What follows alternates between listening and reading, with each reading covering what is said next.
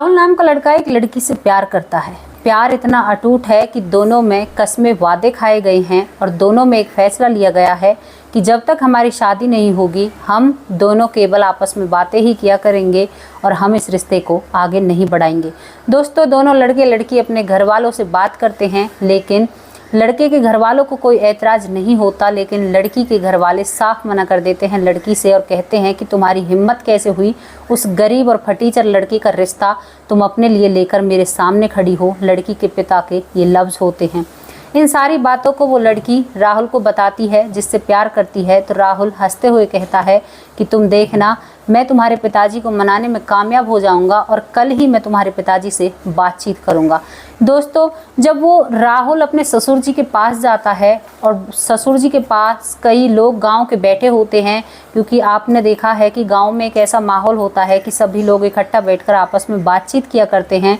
तभी राहुल पहुंच जाता है, सभी को नमस्कार करता है, सभी की तरफ देखता है। तभी वो अपनी प्रेमिका के पिताजी से कहता है कि बाबूजी, मुझे आपकी बेटी का हाथ अपने हाथों में चाहिए। यहीं पर उस लड़की का पिता गुस्से में खड़ा हो जाकर कहता है कि तुम्हें शर्म नहीं आती? तुम्हारे माँ बाप ने यही संस्कार दिए हैं कि अमीर घर की लड़कियों को फंसाना और फिर अपनी लाइफ सेट कर देना। दोस्तों, जब ये बातें राहुल सुनता है तो उसकी आंखों में आंसू आ जाते हैं और वो बड़ा परेशान और दुखी हो जाता है और उसका दिल टूट जाता है कि आज के युग में पैसा ही सब कुछ होता है। तो आखिरकार ये कहानी क्या थी दोस्तों? और फिर 4 साल बाद वो लड़का एक ऐसा आदमी बनकर आता है कि यहाँ पर उस लड़की के घर वालों को बहुत ज़्यादा दुख होता है कि हमने इस रिश्ते से क्यों मना किया था, लेकिन अब क्या होता है जब चिड़िया चुग गई खेत। तो नमस्कार दोस्तों, स्वागत करती हूँ आप सभी का। हमारा यूट्यूब चैनल है वैष्णवी चौधरी के नाम से, इसी नाम से हमारा फेसबुक पेज है, आप उसे भी फॉलो कर सकते हैं। कहानी में बहुत इंटरेस्टिंग बातें हैं, कुछ लव स्टोरी भी है, इमोशनल भी है, तो बहुत कुछ सारी ऐसी चीज़ें हैं। और दोस्तों, ये कहानी सत्यता पर आधारित है, केवल नाम गाम बदल दिए गए हैं। कहानी शुरू होती है दोस्तों उत्तर प्रदेश के एक गांव से, जहां पर राहुल अपनी जो रिश्तेदारी होती है बचपन से ही अपनी रिश्तेदारी में रहता है, क्योंकि राहुल बहुत गरीब घर से है। ये बचपन से ही अपने रिश्तेदार के यहाँ पर पला बड़ा है और पढ़ाई भी यहीं पर कर रहा है, क्योंकि इसके माँ बाप पर इतनी सामर्थ्य नहीं है कि अपने बच्चे का पालन पोषण ठीक से कर सकें। दोस्तों, यहाँ पर राहुल बड़ा हो जाता है।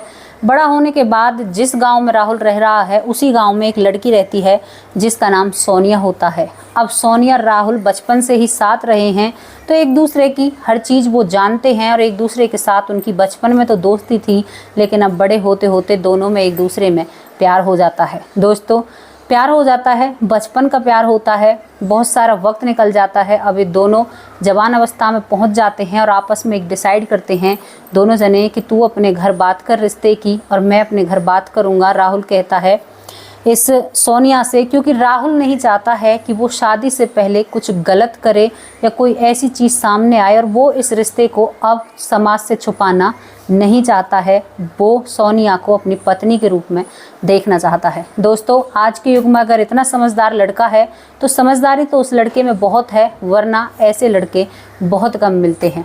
अब दोस्तों, राहुल पहुंच जाता है अपने गांव, रिश्तेदारी को छोड़कर जो सोनिया का गांव है उससे अपने गांव चला जाता है और अपने माँ बाप से बात करता है। माँ बाप जो खुश हो जाते हैं, लेकिन एक पल के लिए वो उदास हो जाते हैं कि बेटा, तुमने एक बड़े जिम्मेदार और बड़े घर की बेटी से प्यार किया है, हालांकि कहीं वो हमें गुनहगार ना समझें और तुम्हारे रिश्ते से वो हामी तो बिल्कुल नहीं भरेंगे। राहुल के पिता की ये सोच होती है, लेकिन राहुल कह देता है कि नहीं पिताजी, हर कोई इंसान एक जैसा नहीं होता। उधर सोनिया अपने घर वालों से बात करती है। सोनिया जब अपने पिताजी से बात करती है तो उसका पिताजी उखड़ पड़ता है और सोनिया पर थप्पड़ लेकर चढ़ जाता है और कहता है कि तुम्हें शर्म नहीं आती? तुम मेरे सामने अपना रिश्ता लेकर आई हो? किस बाप की बेटी ऐसी होगी जो अपने पिताजी से अपने रिश्ते की बात कर रही है? क्योंकि गांव का माहौल दोस्तों ऐसा ही होता है। सोनिया दबी सी नीचे हो जाती है और कहने लगती है कि पिताजी, मैं उससे प्यार करती हूँ और मैं उसे नहीं छोड़ सकती और आपको मेरी शादी के लिए हाँ भरनी होगी। लेकिन यहाँ पर सोनिया का पिता बिल्कुल साफ शब्दों में कह देता है कि उस फटीचर या उस गरीब के लिए हमारे घर में कोई जगह नहीं है, हम तुम्हारी शादी उससे नहीं कर सकते। अब दोस्तों, राहुल अपने गाँव से आता है। इधर सोनिया के पास जवाब था, तो दोनों इकट्ठा होते हैं और एक दूसरे से बात करते हैं। तो सोनिया कहती है कि मम्मी पापा ने बिल्कुल साफ मना कर दिया है और मेरी शादी तुमसे नहीं हो सकती। दोस्तों राहुल सोचता है कि मैं बड़ा अच्छा हूँ, मेरा नेचर अच्छा है, तो उसे लगता है कि सभी लोग अच्छे होते हैं और राहुल अपने रिश्ते की बात करने के लिए पहुँच जाता है अपनी ससुराल, जो उसके रिश्तेदार के घर से थोड़ी ही दूर था, उसके ससुर का घर, सोनिया का घर। सोनिया के घर जब राहुल जाता है तो राहुल, उसका जो सोनिया का पिता है वो आंगन में बैठा है, कई लोग गांव के उसके पास बैठे होते हैं। तो राहुल यहाँ पर थोड़ा सा उसकी दिल की धड़कन बढ़ने लगती हैं कि इतने बड़े रिश्ते की बात करने और समाज के 4 लोग बैठे हैं, लेकिन आज होगा सो देखा जाएगा। और यहाँ पर राहुल हिम्मत दिखाते हुए अपने ससुर जी से कहता है कि प्रणाम, मुझे आपकी बेटी का हाथ अपने हाथों में चाहिए। तो यहाँ पर वो ससुर गुस्से में खड़ा हो जाता है और राहुल की पूरे 4-5 लोगों के सामने, गांव के जो समाज के लोग थे उनके सामने बेइज्जती कर देता है। कहता है कि तुम्हारे खानदान की रिवाज होगी अमीर घर की लड़कियों को फांस कर अपनी लाइफ सेट करने की, लेकिन हमारे खानदान में ये रिवाज नहीं है। और तुम जैसे फटीचर को मैं अपनी बेटी का हाथ दूंगा? तुम जो खुद की परवरिश तुम्हारे घर में नहीं हुई, तुम्हें भी दूसरों के टुकड़ों पर पलने के लिए गिर रखा है, तुम मेरी बेटी को कहाँ रखोगे? तुम्हारा खुद का रहने खाने का ठिकाना नहीं है। और राहुल को दोस्तों ये बातें इतना दिल में लग जाती हैं कि उसकी आंखों से आंसू निकल आते हैं और वो एक शब्द नहीं बोल पाता है अपने ससुर जी से, सोनिया के पिता से। और यहाँ पर सोनिया का पिता कहता है कि धक्के मार कर घर से निकालूं या तुम खुद ब खुद यहाँ से चले जाओगे। राहुल छोटा सा मुँह लेकर उल्टे पाँव बाहर निकल जाता है और अपने उस रिश्तेदार के घर जा पहुँचता है।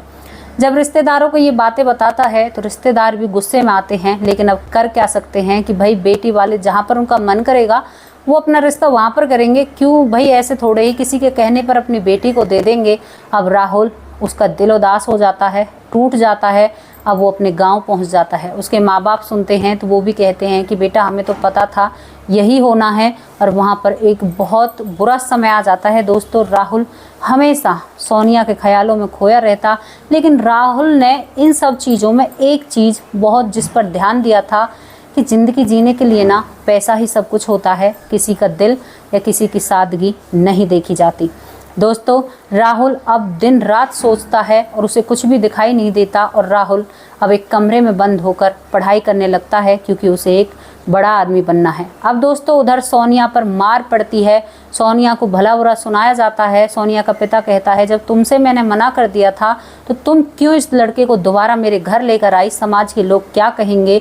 और सोनिया को खूब पीटा जाता है। सोनिया को पीटने के बाद दोस्तों मामला वहीं पर शांत हो जाता है, क्योंकि राहुल अपनी पढ़ाई में लग चुका था। अब सोनिया का पिता 1.5 साल बाद, उस हादसे के 1.5 साल बाद सोनिया का पिता सोनिया के लिए लड़का तलाशने लगता है।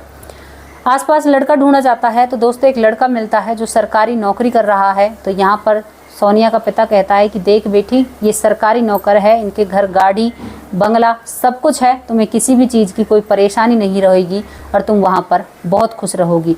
दोस्तों सोनिया ने भी कहीं ना कहीं अपने आप को ढाल लिया था अपने पिता के कहे मुताबिक, और सोनिया वहाँ पर दुल्हन बनकर चली जाती है।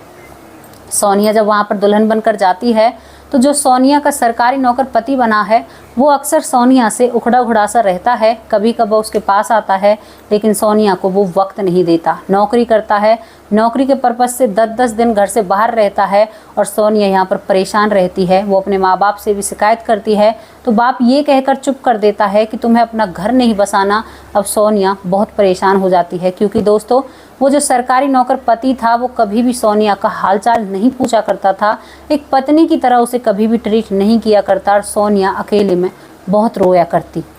दोस्तों समय निकलता है। अब सोनिया के दिमाग में एक बात आती है कि ऐसा तो कोई मर्द हो ही नहीं सकता जो ऐसे औरत से दूर रहे, हो ना हो कुछ बात है। और सोनिया अब अपने पति का फ़ोन चेक करती है। फ़ोन में उसे एक महिला का नंबर मिलता है, उस महिला के साथ उसके पति की फ़ोटो भी मिलते हैं। अब सोनिया यहाँ पर सबूत इकट्ठा करने में जुट जाती है। दोस्तों अपने पति का पीछा करती है, पीछा करते ही देखती है कि उसने तो एक अलग अपनी ज़िंदगी बसा रखी है। उसकी शादी से पहले ही उसने किसी और से शादी कर उसका एक बच्चा भी होता है। वो उन सभी की फ़ोटो क्लिक करती है अपने फ़ोन पर और सरासर फ़ोन की जो फ़ोटो होती हैं व्हाट्सएप के ज़रिए अपने पिताजी के पास पहुंचा देती है और कहती है कि पिताजी, तुम्हारा सरकारी लगा हुआ दामाद 2 बीवी रखता है, एक बच्चे का बाप है और मैं बहुत खुश नसीब बेटी हूँ जो आज इतने अच्छे से इसके साथ रह रही हूँ। मैंने आज 2 साल काट दिए इस लड़के के पीछे केवल इस बात पर कि अगर मैं आप लोगों से कुछ कहूँगी तो आप पुरानी बातों को उखाड़ने के लिए बैठोगे। और दोस्तों यहाँ पर सोनिया अपने पिता को खरी खोटी सुनाती है। अब सोनिया का पिता वहाँ पर आता है, एक पंचायत होती है, पंचायत में वो महिला भी बुलाई जाती है जो उसकी पहली पत्नी और बेटा होता है, और क्लियर हो जाता है इस व्यक्ति की 2 शादी होती हैं। तो जो सोनिया का रिश्ता था वो पंचायत के ज़रिए ही ख़त्म हो जाता है। हालांकि जो सरकारी नौकर पति था वो कहता है कि मैं सोनिया और अपनी पहली पत्नी को रखने के लिए तैयार हूँ, इन दोनों को ही पत्नी का दर्जा दूंगा। लेकिन सोनिया कहती है कि मैं ऐसे व्यक्ति के साथ नहीं रह सकती जो पहले मुझसे झूठ बोला और अब 2 पत्नियों के साथ रहेगा। सोनिया अपने पिता के घर आ जाती है। समय निकलता है, 6 महीने निकल जाते हैं दोस्तों। 6 महीने बाद जो ये राहुल होता है, राहुल एक चमचमाती हुई गाड़ी में नए से कपड़े पहनकर और दरवाज़ा खटखटाता है। सोनिया का पिता जो अखबार पढ़ रहा है, आंगन में बैठकर वो उठता है, वही दरवाज़ा खोलता है तो सोनिया का जो प्रेमी था राहुल, वो अपने गॉगल्स उतारता है, चश्मे, और चश्मों को जुल्फ़ों पर करता है, कहता है कि ससुर जी तुम्हारे लिए सब कुछ इम्पोर्टेंट था, पैसा, दौलत, गाड़ी, बंगला। आज मैं उन सब चीज़ों से संपन्न हो चुका हूँ। मैं एक सरकारी नौकरी सरकारी बैंक में करता हूँ। और यहाँ पर दोस्तों सोनिया के पिता की आंखें खुली की खुली रह जाती हैं और वो 4 बातें सोनिया के पिता को सुनाता है। और वहाँ से बड़े ही टशन में कॉलर ऊंचा कर कर, क्योंकि उसे पता था कि सोनिया की शादी हो चुकी है, लेकिन ये नहीं पता था कि सोनिया अब उस रिश्ते से छूट भी चुकी है। अब दोस्तों वो उस रिश्तेदार के घर चला जाता है और यहाँ पर सभी को पता चल जाता है कि राहुल आया था और वो एक सरकारी नौकरी में लग चुका है और बहुत बड़ा आदमी बन चुका। तो सभी लोग आपस में एक दूसरे पर ब्लेम करते हैं। सोनिया की माँ कहती है मैंने तो कहा था कि बेटी का हाथ इसके हाथों में दे दो, लेकिन तुमने मेरी बात कहाँ मानी थी। तो सोनिया का पिता कहता है कि क्यों झूठ बोल रही है, तूने ही तो मुझसे ये कहा था कि हमारी बेटी उस घर में खुश नहीं रहेगी। और यहाँ पर सभी एक दूसरे से लड़ाई जैसा माहौल बन जाता है। तभी सोनिया कहती है कि सब चुप हो जाओ, मुझे किसी की भी बात नहीं सुननी है। और दोस्तों यहाँ पर सब चुप हो जाते हैं। उधर एक खबर फिर कानों में पड़ती है। दरअसल जो राहुल उस गांव में इसलिए आया है कि उस गांव की एक लड़की और होती है जिससे उसका रिश्ता तय हो जाता है। कुछ ही दिनों में उसकी शादी है, तो किसी काम से उनके घर आया था, लेकिन उस व्यक्ति को सबक भी सिखाना ज़रूरी था। जब ये बात सोनिया सुनती है तो उसकी आंखें आंसुओं से भर जाती हैं और वो अपने घर से निकलती है अपने प्रेमी राहुल से मिलने के लिए। जब वहाँ पर राहुल के रिश्तेदार के घर सोनिया जाती है, जो सोनिया के पास ही में है, वहाँ पर राहुल एक खाट पर लेटा हुआ होता है। सोनिया वहाँ पर पहुँच जाती है तो राहुल देखते ही उसको इमोशनल हो जाता है, कह देता है कि तुम कितनी सुंदर लग रही हो और तुम तो और भी ज़्यादा सुंदर हो गई हो। तो यहाँ पर सोनिया कहती है कि क्या तुम्हें मेरी सुंदरता दिख रही है, मेरे अंदर दबा हुआ दर्द नहीं दिखाई दे रहा। और यहाँ पर सोनिया और राहुल एक दूसरे से बातें करने लगते हैं। राहुल अपने पल को याद करता है, सोनिया को कंधे पकड़कर एक खाट पर बिठाता है, उसके लिए भागकर एक गिलास पानी लेकर आता है और कहता है कि तुम और कुछ खाओगी पियोगी, सुंदर तो तुम हो गई हो लेकिन तुम दुबली भी बहुत हो गई हो। अब यहाँ पर दोनों एक दूसरे का हालचाल पूछते हैं। तभी सोनिया अपना हालचाल बताती है और कहती है कि मेरे साथ तो इतना घटित हो गया, लेकिन अब तुम्हारी शादी हो रही है तो मैं तुम्हारी शादी की ही बधाई देने तो मैं यहाँ पर आई हूँ और मैं बहुत खुश हूँ। मेरा घर तो नहीं बसा, कम से कम तेरा घर तो बस जाएगा। दोस्तों जब ये बात राहुल सुनता है तो वो हैरान हो जाता है कि तुम्हारे साथ इतना सब कुछ हो गया, लेकिन मुझे पता नहीं चला था। क्योंकि दोस्तों राहुल जब पढ़ाई में लगा था उसने बिल्कुल सोनिया को त्याग दिया था, क्योंकि वो नहीं चाहता था कि इस रिश्ते को आगे बढ़ाया जाए जब परिवार वाले नहीं मानते हैं। तो वो एक अच्छा और ईमानदार लड़का था।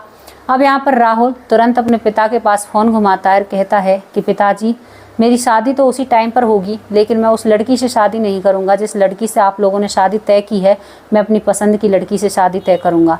राहुल के पिता और माँ बहुत अच्छे लोग थे। वो एकदम से कहते हैं कि बेटा आपका जैसा मन करे आप वहाँ पर शादी कर सकते हो। तो यहाँ पर कहता है कि पिताजी मुझे मेरी सोनिया मिल चुकी है और मैं सोनिया से ही शादी करूँगा। लेकिन दोस्तों यहाँ पर एक मैटर था कि उसी गांव की दूसरी लड़की होती है, तो उन लड़की वालों को बहुत बुरा लग जाता है। लेकिन सोनिया के जो राहुल के रिश्तेदार होते हैं वो उन लोगों को समझाने में कामयाब हो जाते हैं और सोनिया का पिता तो फूला नहीं समाता है, तुरंत झट से हाँ बोल देता है। दोबारा राहुल अपना रिश्ता लेकर जाता है, बड़ा ही मान सम्मान उसका किया जाता है, खातिरदारी बढ़िया की जाती है और सोनिया और राहुल की दोबारा से धूमधाम से शादी कर दी जाती है। और दोस्तों एक लड़के ने अपना लक्ष्य पा लिया था। शायद सोनिया का पिता उससे नहीं कहता तो आज वो नौकरी भी नहीं लग पाता। तो कहते हैं ना ठोकर खाकर सभी को सीख मिलती है और एक अच्छा काम मिलता है। तो आपको कैसी लगी ये स्टोरी, आप अपनी राय कमेंट बॉक्स में ज़रूर रख सकते हैं। कल फिर हाजिर होंगे किसी अच्छी और नई स्टोरी के साथ। तो जैसी भी आपको स्टोरी लगी हो प्लीज़ अपनी राय ज़रूर छोड़कर जाइए, हमें बहुत अच्छा लगता है। नमस्कार।